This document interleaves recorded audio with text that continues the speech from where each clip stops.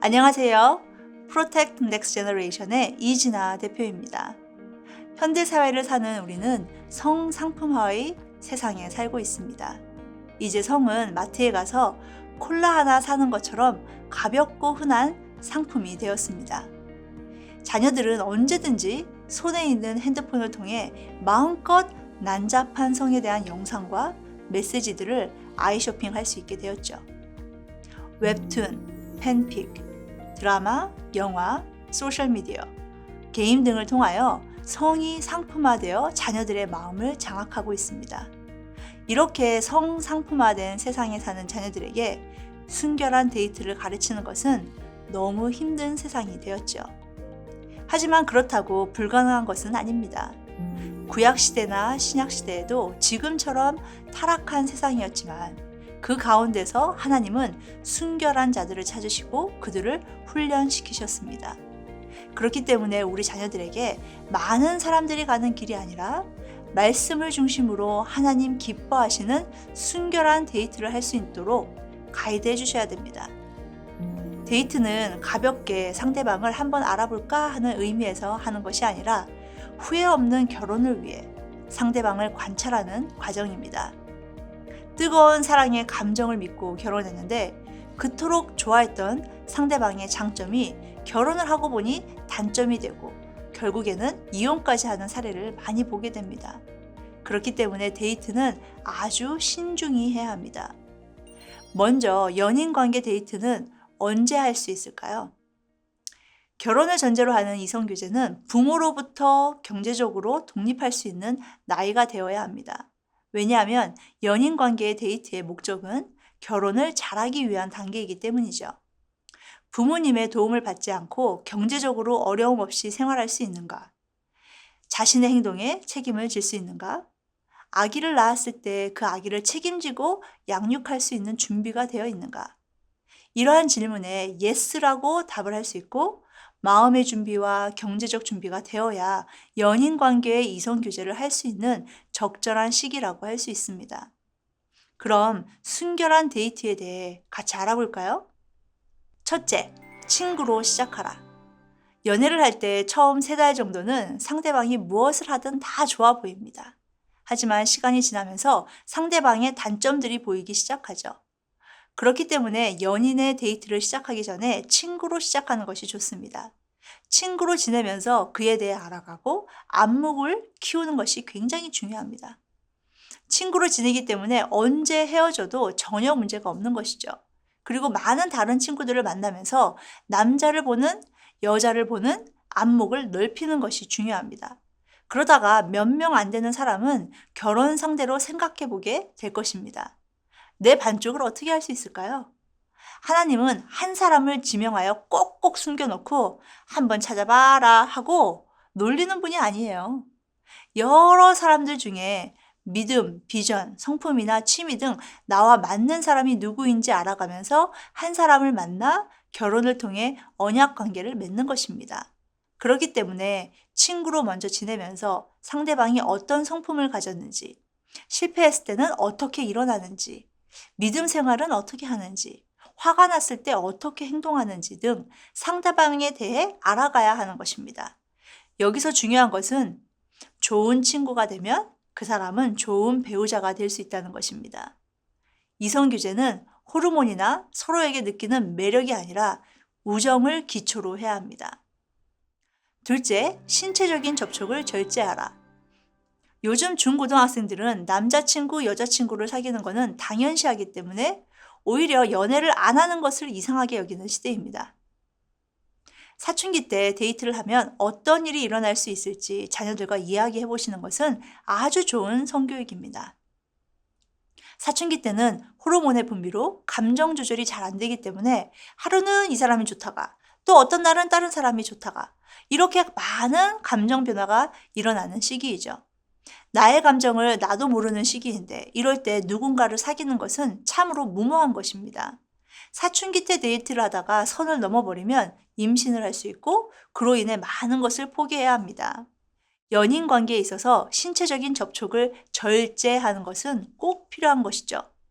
손을 잡고 어깨 동무하고 포옹과 뽀뽀하는 것까지는 괜찮지만 키스는 언제든지 무장 해제가 가능하기 때문에 키스는 결혼을 약속한 후에 하는 것이 맞습니다. 또한 애무는 부부 관계에서만 허용되는 행위입니다. 그렇기 때문에 뽀뽀까지만 허용을 하는 것이 건전한 이성 관계를 유지할 수 있는 방법입니다. 제가 이렇게 강의하면 아이들은 물어봅니다. 어느 부분에 뽀뽀해도 되는지, 입술이 되는지요. 자, 뽀뽀는요, 손등이나 이마, 볼, 그리고 입술 됩니다. 하지만 3초까지만 되는 것입니다. 1, 2, 3 세야 돼요. 그래서 1, 2, 3 하면 입술을 떼야 됩니다. 그래서 3초 기억하세요. 더 오래 뽀뽀를 하면 깊은 키스로 넘어가기 쉽습니다. 연애할 때 절제하지 못하는 남자는 결혼에서도 절제를 못하고 다른 여자들과 넘어서는 안 되는 선을 넘을 수 있습니다. 그렇기 때문에 데이트를 할 때 성령의 열매인 절제를 하는 것은 행복한 결혼 생활의 열쇠라고 할 수 있죠. 연애 시작하자마자 부부관계처럼 모든 육체적인 관계를 하게 된다면 하나님이 준비하신 최고의 즐거움을 경험하지 못하게 됩니다. 제가 테네시 낙스빌에 세미나로 가게 됐는데 그곳에 정말 유명한 아이스크림 가게에 들린 적이 있습니다. 가게 이름이 The Sugar Queen Creamery라는 아담한 가게였는데 많은 사람들이 줄을 서서 대기하고 먹는 아주 유명한 아이스크림 집이었습니다. 그곳에는 28가지 각각 다른 맛의 아이스크림으로 유명한데 그곳에 특이한 메뉴가 하나 있었어요. 바로 Trash Shake, 쓰레기 쉐이크입니다. 이 28가지 각각 다른 맛의 아이스크림을 다 조금씩 넣어서 갈아가지고 쉐이크로 먹는 겁니다. 저는 그것은 먹지 않았지만 그 쓰레기 쉐이크를 먹어본 집사님은 정말 맛이 없는 쉐이크였다고 했습니다. 다른 맛 하나하나 그것이 훨씬 더 맛있죠. 남녀 관계가 바로 이런 게 아닐까 하는 생각이 듭니다. 하나님께서 만드신 각각의 단계에서 맛볼 수 있는 즐거움을 준비하셨는데 아무 생각 없이 다 섞어가지고 한 번에 쓰레기로 만들어서 동물처럼 먹는 것입니다. 동물들은 음식을 한 가지 주든 100가지를 섞어서 주든 다 잘 먹습니다. 성욕구를 절제하지 못하고 충동에 이끌려 모든 육체적인 관계를 하는 데이트는 동물처럼 절제가 없는 삶입니다. 자유의지와 절제라는 성령의 열매를 맺는 순결한 데이트를 통해 부부만을 위해 준비하신 하나님의 선물을 하나씩 풀어보는 삶은 참으로 즐겁고 흥미진진하며 스릴 있는 부부 생활이 되는 것입니다. 셋째, 신사는 숙녀를, 숙녀는 신사를 만난다. 연애할 때 자신의 모든 것을 바치는 것은 나중에 100% 후회하게 되어 있습니다. 하지만 순결을 지키게 되면 절대로 후회하지 않습니다. 이것은 팩트입니다. 상대방이 나의 순결을 지켜준다면 그것은 상대방이 나를 진심으로 사랑하는 것임을 알 수 있습니다. 이렇게 자녀와 이야기해보면 어떨까요? 신사는 숙녀를, 숙녀는 신사를 만나. 신사는 너를 만났을 때 너의 가치를 인정해주고 너를 존중해주고 너를 지켜주는 사람이지. 하지만 망나니는 육체적인 사랑을 처음부터 원할 거야. 너의 몸을 차지하기 위해 사랑한다고 수없이 고백하고 너의 순결을 빼앗은 후에는 다른 친구들한테 너에 대해 떠벌리고 다닐 거야. 너가 받을 상처는 전혀 생각하지 않는 못된 짓을 하는 그러한 사람이지. 사랑이 있기 때문에 순결을 바치면 돌아오는 것은 임신, 낙태, 성병, 우울증, 낮은 자존감 등으로 고통을 당하게 돼. 그렇기 때문에 순결의 선물을 받을 가치가 없는 그 사람에게 너의 몸을 주고 후회하는 것보다는 처음부터 그 사람을 떠나는 게 현명한 방법이야. 너가 육체적인 사랑을 하지 않겠다고 이야기했을 때 너를 조르거나 협박하는 사람은 100% 망나니이기 때문에 그 사람은 처음부터 너의 짝이 아닌 거야. 신사는 너와 삶의 가치관을 나누고 하나님께서 주신 비전이 무엇인지 나누면서 너의 안에 있는 가치를 발견하려고 애쓰는 사람이야. 아빠와 엄마는 너가 그런 사람을 만났으면 좋겠다. 왜냐하면 너는 숙녀니까. 이렇게 이야기하시면서 어떻게 신사와 숙녀로 본인도 훈련되어야 그런 성숙한 사람을 만날 수 있음을 대화해 보십시오. 넷째, 정숙함에 대해 가르치라. 순결과 정숙함은 깊은 상관관계가 있습니다. 자녀들은 매일 아침 거울 앞에서 서서 오늘 무엇을 입을까 하면서 생각을 합니다. 내가 이 옷을 입으면 친구들이 촌스럽다고 비웃을까? 내가 좋아하는 가수가 이 옷을 입었는데 내가 이 옷 입으면 비슷하게 보이나? 이 옷을 입으면 남자들에게 인기가 더 올라갈까? 매일마다 이런 비슷한 생각을 하며 우리 자녀들은 옷장에서 옷을 고르죠. 이제는 속살이 훤히 다 보이는 옷을 입는 것은 정숙하지 않는 것이다 라고 이야기하는 부모를 이상하게 생각하는 시대가 되었습니다. 다른 사람들에게 호감이 가도록 세련되고 매력적으로 보이고 싶은 것은 절대로 잘못이 아닙니다. 하지만 아침마다 거울 앞에 서서 옷을 고르기 전에 이런 생각들을 하면서 골라야 합니다. 첫째, 내가 어떻게 옷을 입는지에 따라 다른 사람들이 나를 어떻게 대하는지 결정이 된다. 둘째, 남자들은 시각적으로 자극받는 존재이다. 셋째, 크리스찬으로서 내가 오늘 입는 옷들로 좋은 본보기가 될 수도 있고 나쁜 본보기가 될 수도 있다. 이러한 생각을 하면서 옷을 고른다면 분명히 세련되지만 정숙함을 나타내는 옷을 입게 될 것입니다. 어떤 옷을 입었느냐에 따라 남자들을 시각적으로 자극하고 유혹에 빠질 수 있게 할 수 있습니다. 이 세상은 몸에 딱 달라붙는 옷이나 노출이 심한 옷을 입어야 남자들에게 인기가 있고 시선을 한 몸에 받게 된다고 합니다. 사실 우리 딸이 고등학교 때 이런 질문을 했어요. 내가 좋아하고 내가 이쁘다고 생각해서 입은 옷인데 이상한 생각을 하며 나를 보는 그 사람의 문제가 아닌가라며 제가 정숙함에 대해서 이야기했을 때 반박을 하더라고요. 아마도 많은 사춘기 아이들에게 부모는 이런 질문을 받아보셨을 것입니다. 어떻게 답을 해야 할까요? 로마서 13장 13절에서 14절에 낮에 행동하듯이 단정하게 행하라고 말씀하시면서 우리가 입어야 할 옷은 예수 그리스도의 옷이라고 말씀하십니다. 골로새서 3장 12절 그리고 14절에서는 동정심, 친절함, 겸손함, 온유함, 오래 참음, 그리고 사랑으로 옷을 입으라라고 명하십니다. 우리가 하나님 안에서 모두 형제 자매인데 상대방이 나의 옷차림으로 인해 성적으로 욕망이 가득 차도록 유혹하게 된다면 그것은 내 잘못입니다. 그리고 다른 사람들이 나에게 매력을 느끼는 것이 내 몸매 때문이 아니라 나의 가치관, 성품, 믿음 때문에 나에게서 매력을 느껴야 하죠. 다섯째, 우리는 언제나 넘어질 수 있는 연약한 자임을 기억하라.